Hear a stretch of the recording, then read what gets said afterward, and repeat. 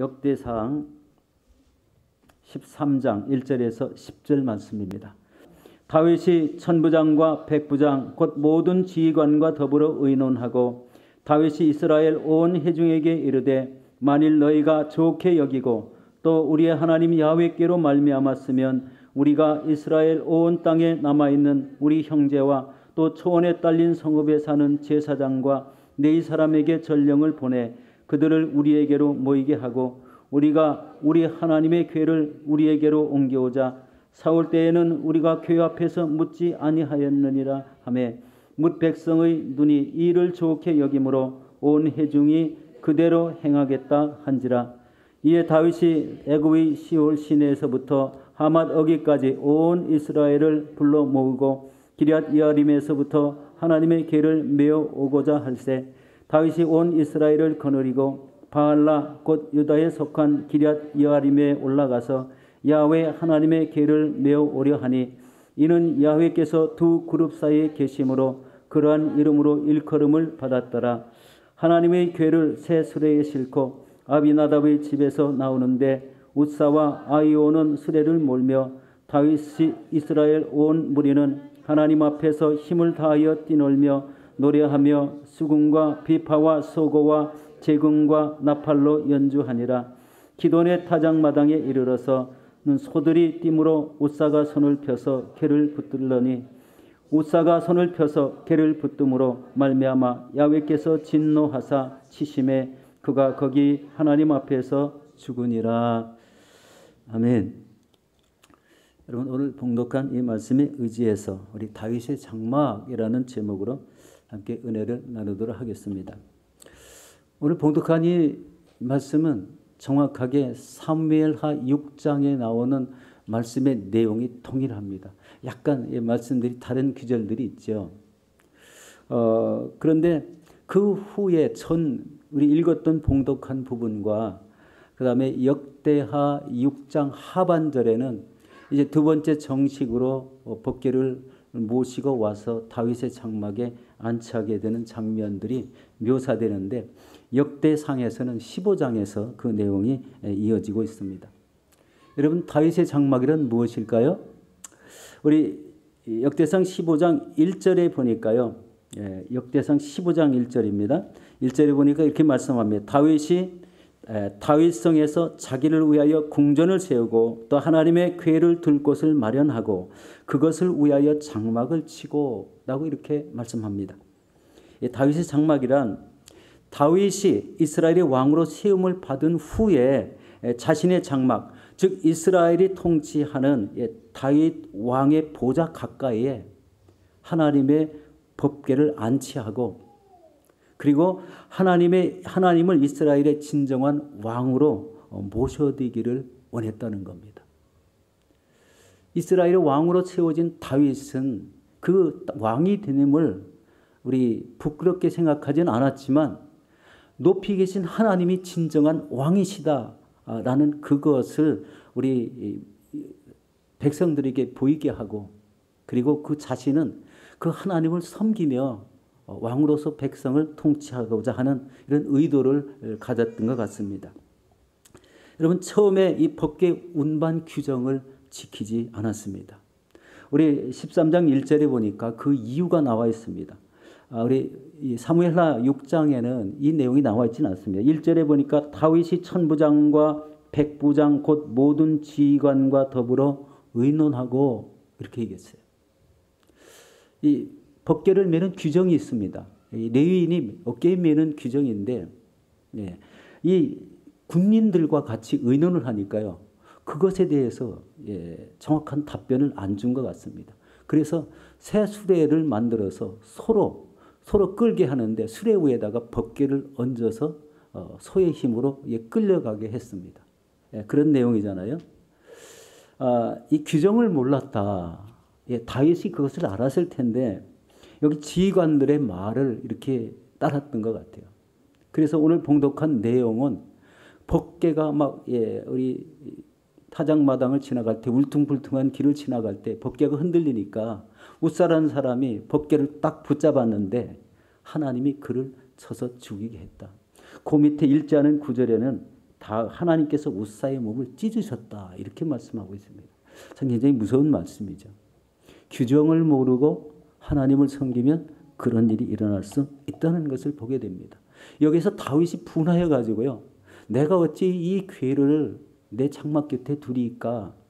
그리고 이 괴를 오벳 에돔이라는 사람의 집에 안치하고 그만 포기하고 돌아갑니다. 그런데 어떤 일이 생겼냐면요.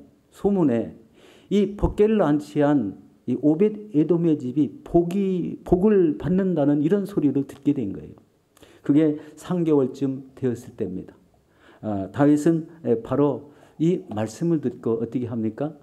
다시 레위 사람, 우리 규정에 의해서 레위 사람이 법궤를 메고 바로 그 궤를 자기 장막으로 올려서 다윗의 장막에 안치한 것, 이것이 바로 다윗의 장막이라는 그런 의미입니다. 그러면 이 다윗의 장막 안에 법궤가 안치되었을 때 시편 24편 우리 7절에서 10절 말씀을 한번 같이 보도록 하겠습니다. 문들아 너의 머리를 들지어다. 영원한 물들아 들릴지어다. 영광의 왕이 들어갈지어다. 영광의 왕이 누구냐? 강하고 능한 야훼시요 전쟁에 능한 야훼시리로다. 문들아 너의 머리를 들지어다. 영원한 문들아 들릴지어다. 영광의 왕이 들어가시리로다. 이 영광의 왕이 누구냐? 만군의 야훼께서 곧 영광의 왕이시로다. 셀라. 이런 말씀이 나옵니다. 그러니까 법궤가 안치될 때에 그 시편 24편에 노래를 했죠. 우리 이 법궤를 운반하는 과정에서 지어진 시편이 우리 시편 16편도 있고 24편도 있고 58편도 있습니다. 그런 그 시편을 지으면서 바로 이 법궤가 다윗의 장막 안에 들어오는 그 내용을 아주 영광의 왕이 들어가신다라고 이렇게 표현하면서 법궤를 모셔드리는 그런 모습입니다. 자, 그러면 법궤를 다윗의 장막으로 안치한 다윗은 하나님 앞에 어떤 일을 했을까요? 그것은 첫 번째로 한 일이 찬양과 경배를 드리게 했습니다. 자신이 한 것이 아니라 다윗은 찬양하는 레위인들을 세웠습니다. 찬양하는 레위인 사람들을 세우고 악기를 연주하는 이런 사람들을 세워서 하나님을 찬양하게 하고, 그리고 법궤를 지키는 이런 성막 봉사자를 세워서 법궤를 든든히 지키게 하는 그런 모습이 우리 성경에 기록하고 있습니다. 우리 이 내용을 역대상 16장 우리 4절 한번 같이 보도록 하겠습니다. 4절에서 6절인데 4절만 봉독합니다. 또 레위 사람을 세워 야훼와 궤 앞에 섬기며 이스라엘 하나님의 야훼를 칭송하고 감사하며 찬양하게 하였더라. 라는 그런 말씀입니다. 여기서 보면은 다윗은 하나님을 찬양하기 위해서 바로 이 레위 사람들로 구성된 이 찬양대와 또 비파와 수금과 재금으로 그리고 노랫소리가 어우러진 이런 아름다운 이런 찬양을 하나님 앞에 드리게 했다는 것입니다. 오늘날로 말하면 오케스트라와 거대한 큰 성가대를 만들어서 하나님 앞에서 아주 영광의 찬송을 아주 웅장하게 들렸다는 거예요. 이 역대상에 보면은 그 내용에 보면은요, 자그마치 성가대 규모가 4,000명이었다고 합니다. 아마 지구상에서 아무리 큰 교회도 성가대를 4,000명 이상 세우는 것은 아마 없을 겁니다. 그리고 모든 악기를 다 동원해서 하나님을 이렇게 높이며 찬양했다. 이 내용을 보면서 뭐를 느끼게 합니까?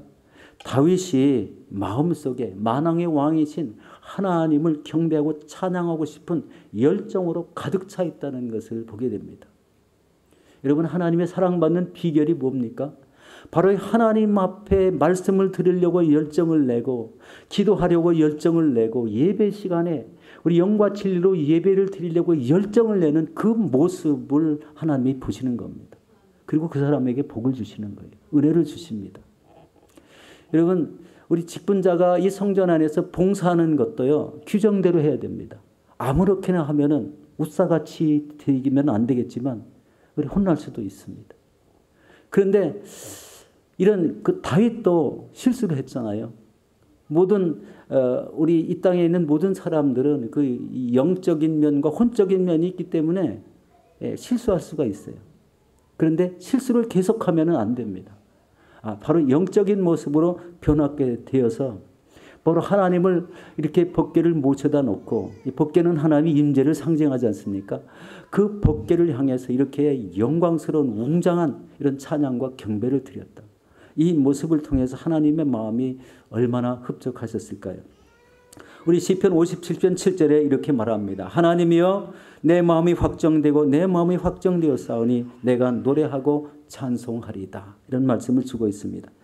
여러분, 다윗은 새벽부터 일어나서 하나님께 악기를 연주하며 우리 예배드리고 찬양을 드린 사람이라고 우리 기록하고 있습니다. 우리 전승에 의하면요, 다윗이 목정 시절에 우리 양을 칠 때요, 밤에 되면은 양무리를 우리 안에 넣어놓고, 우리 문이 하나잖아요. 들판이니까요. 그런데 문을 이렇게 침대를 가로막아서 이 다윗이 거기에 자는 거예요. 그리고 이 비파를 갖다가요, 그 자기 머리맡에 이렇게 걸어놓고 잠을 자다가 새벽녘에 이 바람이 불 때면은요, 이 비파줄이 막 이렇게 울리는 거예요.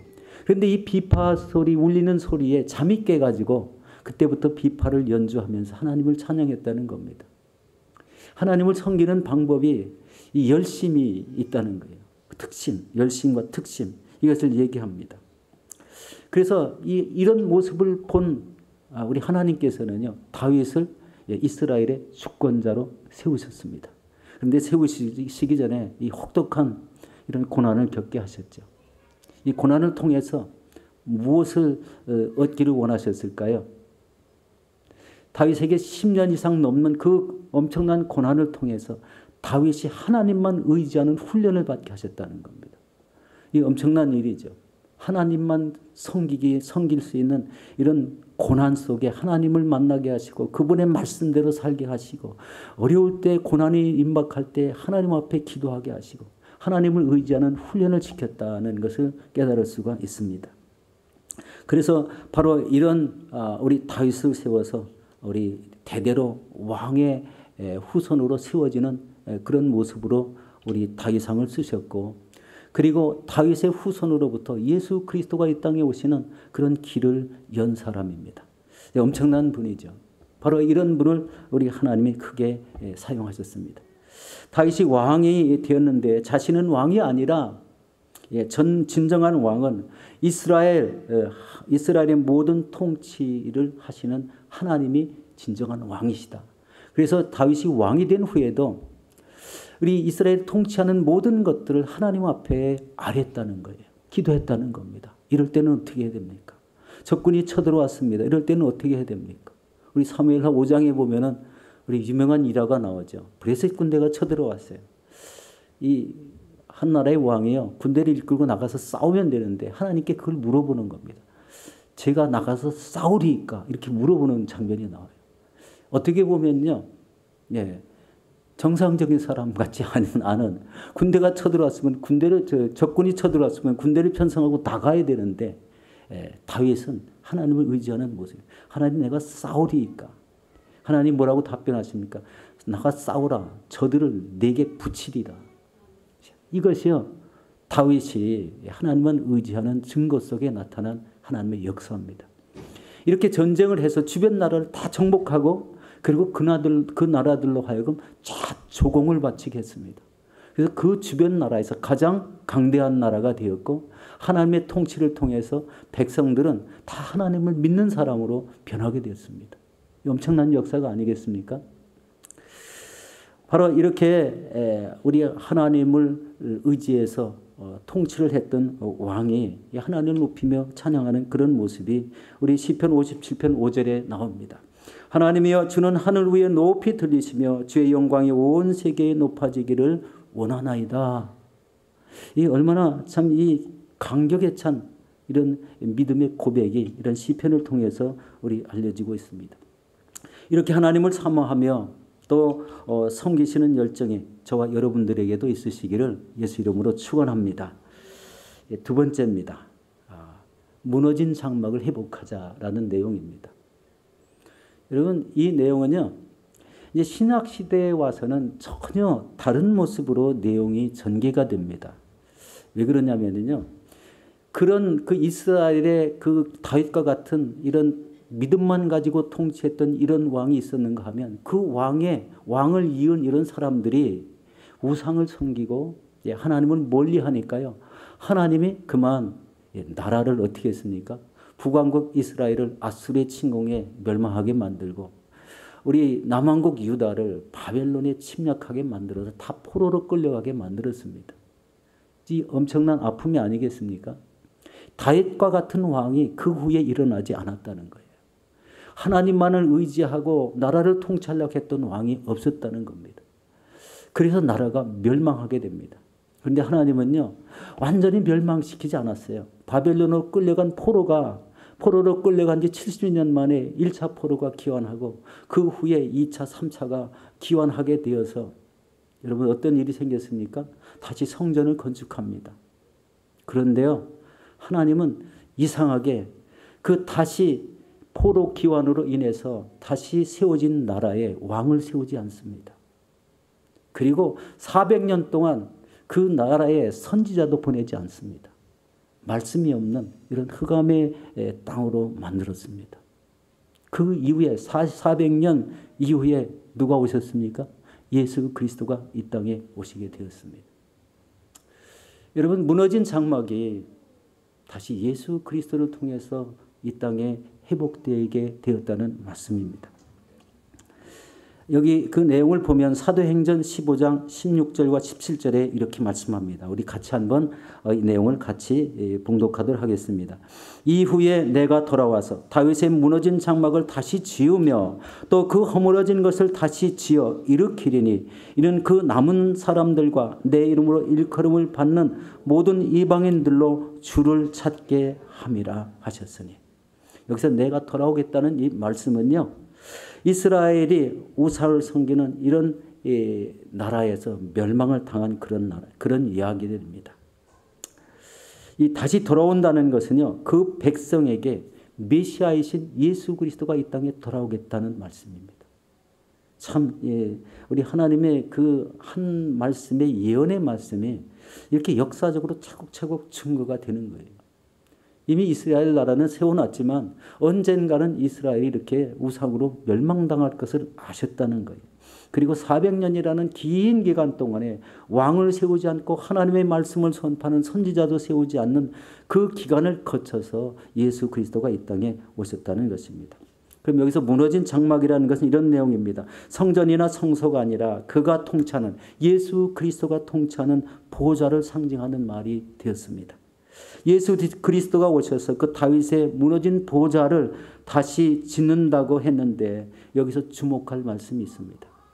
바로 요한복음 1장 14절의 말씀입니다. 같이 한번 스크린을 보겠습니다. 1장 14절. 말씀이 육신이 되어 우리 가운데 거하심에, 뒷절은 생략하겠습니다. 말씀이 육신이 되어서 우리 가운데 거하셨다는 거예요. 즉 다윗의 무너진 장막을 우리 다시 지으실 분은 말씀이 육신이 되어 사람들 가운데 거하시는 예수 그리스도라는 것입니다. 예수님은 이 땅 가운데 그의 영적인 나라를 세우시러 이 땅에 오셨습니다. 그러나 다윗 이후로 다윗처럼 하나님을 섬긴 왕이 이 신약 시대에도 별로 없습니다. 우리 유럽에서 처음에 예수를 믿었을 때 우리 기독교 국가로 인정된 이런 나라들은 한동안은 그 믿음이 굉장히 뜨거운 이런 나라들도 있습니다. 그런데 지금 우리가 유럽이나 미국이나 어느 전 세계 어디를 보더라도요, 이렇게 진정한 이런 믿음을 가지고 하나님을 섬기는 나라가 없다는 거예요. 이 메시아이신 예수 그리스도께서 이 땅에 이렇게 오셨는데 이 하나님의 뜻을 온전히 이루시는 그 영적인 이런 다윗의 장막을 다시 세우신 왕으로 오셨다는 것을 지금 말씀하시는 겁니다.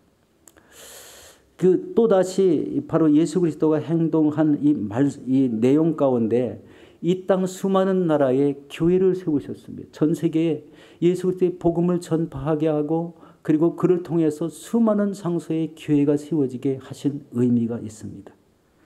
바로 그것은 우리가 이 땅에서 예수 그리스도를 통하여 회복된 다윗의 장막이 바로 그것이 교회에서 우리가 해야 될 일들이 있다는 거예요.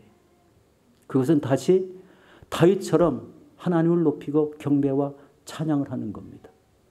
그것을 다시 이루시기 위해서 이제는 한 나라 이스라엘에서 다윗 왕을 통해서 찬양과 경배를 이루었던 것을 전 세계 모든 나라에 세워진 교회를 통해서 전 세계에서 우리 하나님을 높이고 찬양하는 이 찬양과 경배가 이루어지기를 원했던 이런 내용입니다. 예수님이 오신 목적이 바로 이런 내용입니다. 그래서 우리가 바로 이 교회를 섬기면서 해야 될 일은 뭡니까? 첫 번째로 경배와 찬양입니다. 하나님을 높이며 찬양하는 거예요. 지금 경배와 찬양이라는 이름으로 찬양팀이 교회 안에 다 있습니다. 그리고 모든 악기를 다 동원해서 찬양을 하고 그리고 하나님을 높이고 말씀이 선포되고 그리고 아름다운 그 예수 그리스도 안에서의 교제를 갖습니다. 그것이 진정한 믿음의 생활입니다. 세상 것이 가미되면 가미될수록 믿음은 흐트러지게 돼 있죠. 물질 문명이 발달해서 믿음이 점점 흐트러져서 교세가 점점 약해지고 유럽은 교회가 우리 굉장히 우리 2% 정도도 안 된다고 합니다. 2%, 3%. 미국도 굉장히 교세가 약해지고 있고 믿음이 뜨거웠던 한국도 참 예전 같지 않다는 이런 말씀을 다 하고 있습니다. 그런데 이 땅의 모든 교회의 역할은 뭐예요? 하나님을 높이고 찬양하는 거예요. 그 찬양과 경배란 말씀은요, 그 안에 예배가 다 포함되어 있습니다. 하나님의 말씀이 찬양되고 선포되고 그리고 찬양으로 뜨겁게 하나님께 영광을 돌리는 그런 예배. 예배가 끝나면 그냥 가는 게 아니라 그 안에서 우리 한 주간 동안 우리 하나님이 은혜 주셨던 것을 서로 나누고 교제하는 이런 아름다운 모습이 바로 찬양과 경배입니다. 우리 교회도 이런 모습으로 점점 회복되어 나갔으면 좋겠습니다. 이 두 번째는요, 하나님 나라가 이 땅에 세워지도록 우리가 기도를 해야 되는 겁니다. 이 시대에 하나님의 사람을 세워서 주의를 감당할 때 하나님이 통치하시는 땅이 되기를 위해서 기도해야 된다는 것입니다. 하나님의 나라가 하나님의 나라도 말씀으로 통치되려면 어떻게 돼요? 이 땅에는 이 많은 교회들에서 말씀으로 막 선포되고 변화가 될 때 그 말씀의 통치가 곧 하나님의 통치가 되는 겁니다. 그 통치를 따르는 사람이 우리 하나님의 복을 받은 사람이고 통치를 우리 가볍게 여기면은요, 혼적인 사람이 될 수 있어요. 영적인 사람이 아니라 혼적인 사람이 될 수가 있습니다. 여러분, 요즘 이 코로나 바이러스의 감염이 전 세계적으로 급속하게 퍼지는 것을 보게 됩니다. 참 우리는 진짜 하나님의 은혜로 이 호주 땅의 감염 환자가 참 세계에서 드물게 아주 적습니다. 그런데 인도 요즘 소식을 듣죠. 하루에 30만 명 이상이 확진되고 엄청난 많은 인원이 죽고 있다고 합니다. 그리고 아직도 전 세계에 백신 공급이 안 된 나라가 공급된 나라보다 훨씬 많다고 합니다. 불평등하죠. 자, 이런 코로나 시대가요, 빨리 종식되길 원하는데요. 전문가들은 그렇게 말하지 않습니다. 뭐라고 말하냐면요, 이 바이러스가 없어져도 그보다 더 큰 바이러스 시대가 또 올 거라는 이런 예견을 하고 있다는 거예요. 그리고 또 한 가지 우리 마음을 우울하게 하는 거는요, 이전에 그 좋았던 생활 방식이 이제 앞으로는 다 무너질 거라는 거예요. 이전과 똑같지 않은 생활을 할 거라는 겁니다. 우리가 선교하는 이 피지나 우리 바누아투에요, 요즘 이 피지 땅에 많은 이런 확진 환자가 생겨서 우리 모든 입국을 다 금지한다고 합니다. 비행기도 다닐 수가 없습니다. 옛날에 우리 오랜 시절에 돌림병이 한 번 돌면은 한 마을이 다 이렇게 죽듯이 바로 동일한 그런 그 사건들이 저 피지 땅이나 우리 선교지인 바누아투 땅에 생긴다는 거예요. 저는 굉장히 무섭죠. 그런데 더 힘든 거는요, 먹을 것을 구하지 못해서 빵도 구하기 힘든데 그 빵값이 7배 내지 8배가 올랐다고 합니다. 굉장히 무섭잖아요. 먹을 것이 이제 얻기가 힘들어지는 이런 세상이 되었다고 이렇게 얘기합니다. 이런 말씀을 드리면 우리 마음이 너무 우울하죠. 그런데 우리의 신앙을 새롭게 변화시켜서 다윗과 같이 내 마음에 예수 그리스도를 주로 모시고 그리고 뜨겁게 찬양과 경배를 올려드릴 때 하나님은 우리의 어려운 사정을 아시고 우리에게 은혜와 사랑을 베풀어 주실 줄로 믿습니다. 이 어렵다고 한탄하지 마셔야 됩니다. 어렵다고 하나님 없는 것 같이 행동하시면 안 됩니다. 이럴 때일수록 더욱더 하나님을 뜨겁게 찬양하고 경배하는 거예요. 예배의 자리, 기도의 자리, 그리고 말씀을 가르쳐지는 자리, 그리고 말씀을 전파하는 자리, 그리고 복음 전파하는 이런 선교하는 자리, 이런 자리에 참여하시면 하나님의 은혜가 그 사람에게 임하는 거예요. 열정을 품고 하나에 집중하시면 반드시 무엇이든지 이루어집니다. 이것저것 다 하지 마시고 자신이 잘하는 그런 은사를 꼭 활용하셔서 무엇이든지 우리 깊이 있게 헌신하고 충성하시기 바랍니다. 이 땅에 많은 직분자들이 세워졌습니다. 바로 이 직분자들이요, 바로 이런 역할을 앞서서 감당할 때 우리 성도의 본이 되는 거예요. 이번에 새로 세워진 인직자들에게도 이런 큰 은혜가 임하기를 바라겠습니다. 바로 이 성도가 이런 위기에 처할 때 하나님을 더욱 높이며 그런 능력의 찬양을 우리 하나님 앞에 올려드릴 때 하나님의 권능의 손이 나타난다. 그래서 이 코로나 바이러스도 제압하여 주시고 성도에게 은혜와 복을 주실 것이라는 이런 확신을 갖게 됩니다. 그런데 여기서 우리의 신앙 자세를 이 다윗을 보면서 또 한 가지 느끼게 될 게 있습니다. 다윗은 복계를 모셔오는 과정에서 어떻게 했습니까? 하나님 앞에 어린아이같이 춤을 추며 경배하며 앞장섰다는 거예요. 자기 바지가 허리춤에서 내려가는 것도 모르고 경배와 찬양을 드렸던 그 모습을 보게 됩니다. 이것이 모든 사람이 천하게 본 게 아니고 하나님이 볼 때는 그런 모습을 다윗을 사랑하는 모습이 되었습니다. 어떻게든지 하나님을 높이고 경배하라는 그 마음을 보게 되었다는 겁니다. 그래서 다윗 시대에 다윗이 어려움을 당할 때에도 그 모습을 다 지켜주시고 왕위를 견고케 하신 그런 내용을 우리 성경에서 살펴볼 수가 있습니다. 우리 또 한 가지 살펴보고 마치겠습니다. 말씀을 마칠게요. 오벳 에돔이라는 사람이 그 집에 복계가 3개월 동안 있을 때 하나님이 복을 주셨다라고 이렇게 말씀합니다. 그런데 재밌는 것은요, 오벳 에돔이라는 사람이 가드 사람입니다. 블레셋 사람이에요. 그런데요, 그 이름의 뜻이요, 섬기는 사람이라는 뜻입니다. 이 어떻게 3개월 동안 복을 받았을까? 금방 3개월이 금방 지나가잖아요. 그런데 성경에 보니까 그 집에 복을 내리셨다. 그 의미는요, 복계를 자기 집에 모셔놓고 3개월 동안 지극정성으로 하나님을 섬겼다는 거예요. 그러니까 복을 받았다는 거죠. 이것이요, 성경에 기록된 내용이니까 틀림이 없다고 생각합니다. 그러면 그 이후에 법궤가 옮겨진 그 이후에 이 다윗의 장막 안에 옮겨진 법궤가 거기 있을 때 이 오벳에돔은 어디에 있었을까요? 그 장막 곁에 있었습니다. 두 가지 기능을 했습니다. 하나는 나팔을 부는 찬양을 하는 이런 사람의 역할을 했고, 하나는 그 다윗의 장막을 지키는 이런 사람의 역할을 했어요. 그게 역대상에 다 기록되어 있습니다. 이렇게 해서 하나님을 섬겼더니 그 후손들이 많아지고 의로운 백성이 되었다고 기록하고 있습니다. 하나님을 섬기는 열정을 가지고 하나님을 섬겼을 때 이런 하나님이 가정에 복 주시고 후손에게 복 주시고 그가 행하는 그런 모든 일들에게 하나님이 복을 주셨다는 그런 내용입니다. 우리 사랑하는 성도 여러분, 저와 여러분들이 마음에 여러분 하나님의 보호자를 모시고 주님께 경배와 찬양을 올려드리시기 바랍니다. 그리고 다윗과 같이 이런 온전히 이렇게 찬양과 경배를 드리고 오벳 에돔과 같이 주를 섬기는 이런 뜨거운 열정을 가지시고 이 시대에도 하나님을 섬기시는 저와 여러분들이 되시기를 예수 이름으로 축원합니다.